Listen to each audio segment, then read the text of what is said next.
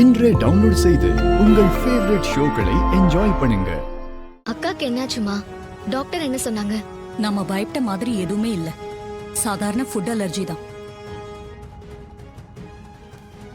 சாப்பாடு ஏதோ ஒத்துக்கல, அதான் வாமிட் பண்ணிட்டதா சொன்னாங்க. மெடிசன்ஸ் எல்லாம் எழுதி கொடுத்திருக்காங்க, அதை சாப்பிட்டாலே சரியா போயிடுவா.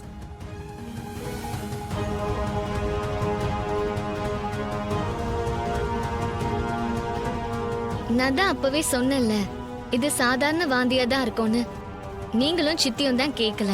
ஹாஸ்பிட்டல் போய் செக்அப் பண்ணியே தீரணும்னு சொன்னீங்க. டாக்டர் வாயால இதை கேட்கணும்னு தேவையில்லாத அலைச்சல். அப்படிதானம்மா? இது பாரு ரேவதி, மனசுல சந்தேகத்தோட இருந்தா அது நம்மள டிஸ்டர்ப் பண்ணிக்கிட்டே தான் இருக்கும். இப்ப டாக்டர் கிட்ட போய் காமிச்சாச்சு, அவங்களே எந்த பிரச்சனையும் இல்லைன்னு சொல்லிட்டாங்க. இப்ப எல்லாம் கிளியர் ஆயிடுச்சு இல்ல? ரோகிணி, இனிமே ஃபுட் விஷயத்துல ரொம்ப ஜாக்கிரதையா இருக்கணும். உன் உடம்புக்கு என்ன செட் ஆகுதோ அதை மட்டும் சாப்பிடு, மத்தத தயவு செய்து அவாய்ட் பண்ணிடு. ஓகே? சரிங்க. ரோகிணி, ரொம்ப டயர்டா இருக்கேம்மா, ஏதாவது ஜூஸ் வேணா குடிக்கிறியா? ரேவதி, அக்காவுக்கு ஜூஸ் போட்டு எடுத்துட்டு வாமா. இல்லப்பா, இப்ப வேண்டாம், அப்புறமா வேணா குடிச்சுக்கிறேன். ரோகிணி விஷயத்துல இவங்க எதையோ மறைக்கிறாங்க, அது என்னன்னு தான் தெரியல. ரோகிணி ஏற்கனவே வாமிட் பண்ண அன்னைக்கும் இந்த ரேவதி புருஷன் டாக்டர் கிட்ட போய் தனியா பேசினான். இன்னைக்கும் டாக்டர் கிட்ட போய் தனியா பேசுறான். இதுல ஏதோ ஒரு விஷயம் இருக்கு. கேட்டா எதையோ சொல்லி சமாளிக்கிறான். டேய், என்கிட்டயா மறைக்கிற?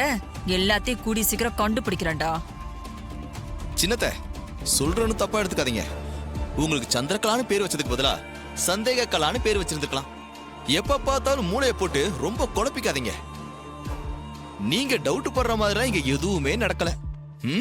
தயவு செய்து கொஞ்சம் ரிலாக்ஸா இருங்க, அப்பதான் நாங்களும் ரிலாக்ஸா இருக்க முடியும். ஓகே?